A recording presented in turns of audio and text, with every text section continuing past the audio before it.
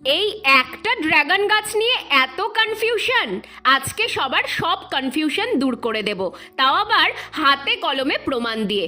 আমরা যারা ছাদ বাগানে প্রথম ড্রাগন গাছ বসিয়েছি, ফুল আসার পর তাদের একটাই চিন্তা, ফুলগুলো কি পলিনেশন করতে হবে, না করলেই বা কি হবে। চলো আজকে সেটাই দেখাই, পলিনেশন করলে কি হয় আর না করলেই বা কি হয়। আমার ড্রাগন গাছে 20-25 দিন আগে একসাথে 3টে ফুল ফুটেছিল। দুটো ফুল হাতের নাগালের বাইরে হওয়ায় ওদের পলিনেশন করতে পারিনি, যেটা হাতের কাছে ছিল সেটাই পলিনেশন করেছিলাম। আর আজকে 20 দিন পর 3টে ফুল থেকেই ফল হয়ে পেকেও গেছে। তাহলে তো পলিনেশন না করলেও চলতো, আমি যে দুটো ফুল পলিনেশন করিনি সেটা থেকেও তো ফল হলো, তাহলে কি বৃথা গেল আমার পলিনেশন? না, দেখো এখানে 3টে ফলের 3 রকম সাইজ। যেই ফুলটা পলিনেশন করেছিলাম সেই ফলটা সবচেয়ে বড়, আর বাকি দুটো ফল কিন্তু ছোট হয়েছে।